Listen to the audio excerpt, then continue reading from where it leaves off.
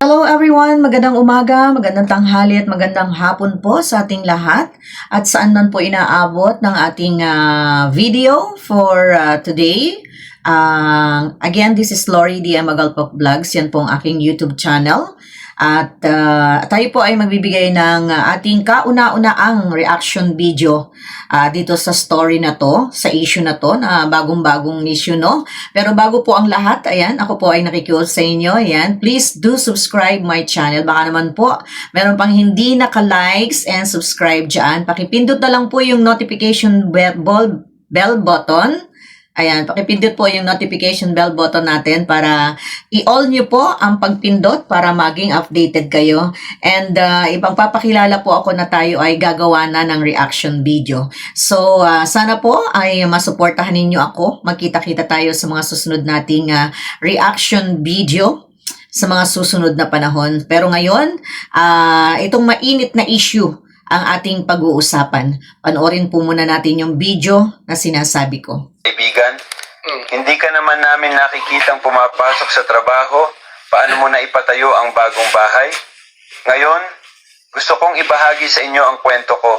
Sana makatulong ito sa mga taong nahihirapan para makaalis sila sa kasalukuyang sitwasyon at ma-inspire sa kwento ko. Napatunayan ko na basta hindi tamad mag-isip, kahit walang sahod na pumapasok, pwede pa ring bumangon ang buhay at mabigyan ang pamilya ng mas magandang buhay. Sa mga taong ito, dahil sa sarili kong pagdiskarte, naging biyaya pa ang lahat. Malaking parte ng kita ko ay galing sa mga laro sa platform. Araw-araw, ilang minuto lang at maliit na pera, pwede nang kumita ng malaki, mabilis din ang withdrawal, at may official authorization ng GoTime. Sa video na ito, tuturuan ko kayo kung paano gawin tulad ng ginawa ko. Sundan nyo lang ang steps. Una, i-click ang link sa ibaba, i-download ang app, tapos mag-register at mag-login. Para walang kaba ang bagong users, nagbibigay ang platform ng 500 free spins. Grabe! Madali gamitin, mabilis mag-register, at safe at legit ang app. Ganito ako nagsimula. Halos bawat spin, nakakapanalo ako ng dagdag na puhunan. Kaya araw-araw akong naglalaro hanggang unti-unti itong naipon at lumaki ang pera ko. I-click ang link at i-download na para masubukan.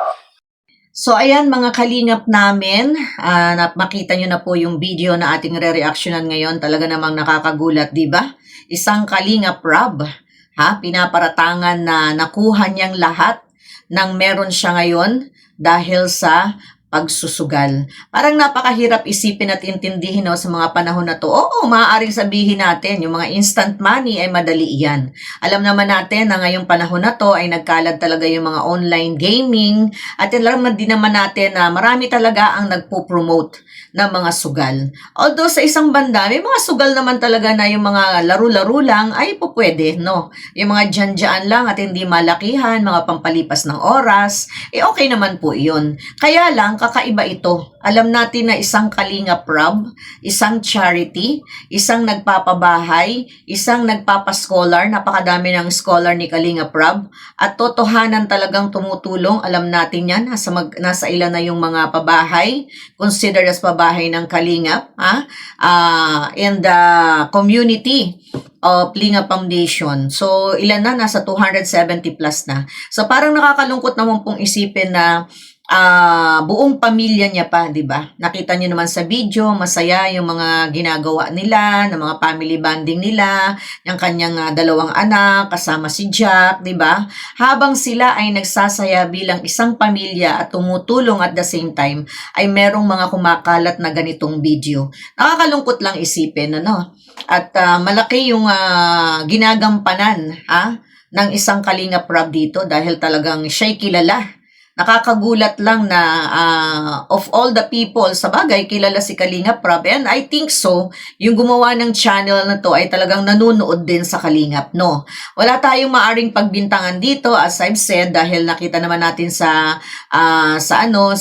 video na talagang sinasabi rin ng Kuya July, shoutout sa iyo dyan, no? Sinasabi ni Kuya July na talaga namang bago yung channel niya dahil nirevisan niya during sa kanyang live. So, nakakalungkot, no? Nakakalungkot. Marami ang magagalit dahil ito ay bunga ng kanyang paghihirap at pagsisikap. Isipin niyo ba naman na mag-promote si Kalingap Rab ng isang sugal, no? At isama niya pa yung buong pamilya niya at kung paano niya nakuha yung lahat ng mga bagay na meron siya ngayon.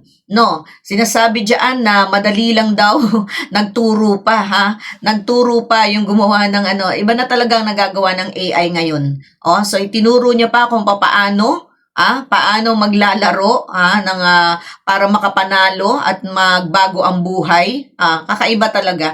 Kung minsan nakakalungkot mga kalingap namin ay mga kabady-bali loves ko, ano?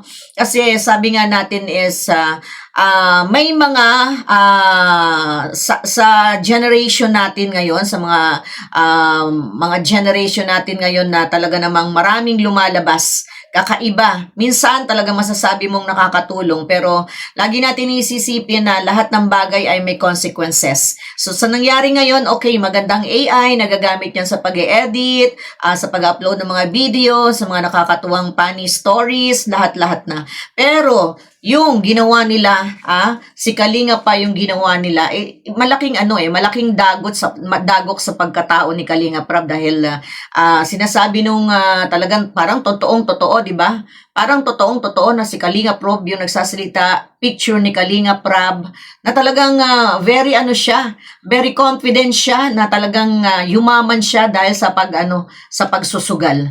Masakit isipin sa ating mga Kalinga no, marami ang magagalit dito dahil talaga namang hindi katanggap-tanggap. Hindi natin lubos maisip kung bakit may mga taong ganito. Pero sabi nga natin, dahil kagagawa lang ng channel na yon ay siguro ay gusto lang sumikat, no? So wala pa tayong maaring pagbintangan or isipin kung sino ang gumawa nito.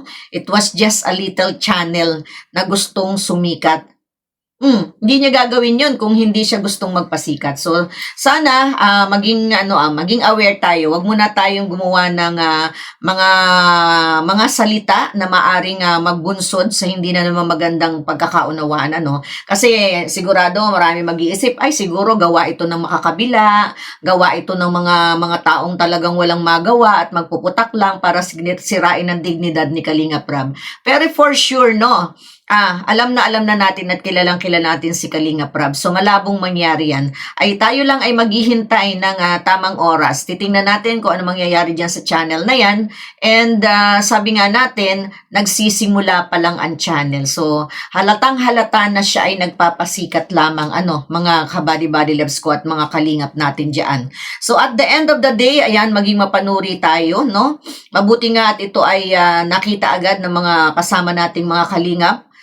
At marami na rin, meron na yatang 2 nag-reaction regarding dito. Pero ang pinupunto natin dito ay sa mga hindi kalala si Kalinga Prab, ito ay malaking kasiraan. At sana hanggang dito lang yung issue na yun, huwag na nilang palakihin. Ang problema kasi baka mamaya may makakita na naman ng issue na yan, i-grab na naman at talaga namang umano na naman ang issue, hindi pa nga tayo tapos sa mga paninisi, ay meron na naman panibago. Pero sabi nga, hindi ito wag muna tayong magbigay ng ating speculation na ito ay gawa ng mga naninira sa kalingap. Unang-una, yun ay sugal. At ulitin ko na marami talaga ngayon. Marami ang nag-aalok. At napaka niyan sa lalo na sa kabilang channel, sa kabilang platform, 'di ba? Sa Facebook, mga ganyan. Ay talagang marami. At meron din naman na kumakagat diyan kasi ako nakita ko may nakita akong ganyan at sasabihin ko na meron ng ilan sa mga vloggers na kilala ko na nagpo-promote talaga ng sugal, no? Minsan, hindi natin sila masisi dahil nga sa hirap ng buhay ngayon. Kung meron na makapagbibigay ng konti nating para sa panggasto sa pamilya natin, bakit hindi, di ba? Pero, ang issue na para si Kalinga Prab ang gawing topic at gawing vlog, di ba?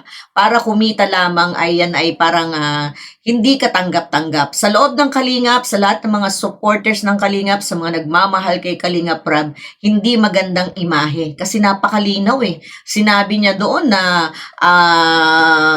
napatayo ko yung mga mabahay ko, nagkaroon ako ng mga sasakyan, katulad ng ipinapakita doon, nakakapag-travel siya, di ba? dahil sa paglalaro lamang ng sugal na ito. So nakakalungkot. Nakakalungkot na dahil dito sa modern generation natin at yung tinatawag nating AI na yan ay nagagamit din sa hindi magandang paraan. So again, sabi ko nga mga kabady-body labs, sana man lang ay matuldo ka na hanggang dun lang. Sana ay wala ng mga mag-reaction ng negative pa. At sana, yun namang nag-ano ng channel na yun, tingnan natin kung ano mangyayari. Kung yan ay mapapa-take down, kung yan ay maiaalis, kahit naman may pa-take down yan, sana lang may pa-take down. Pero yung doubt natin na may mga gagawa at gagawa pa rin, di ba?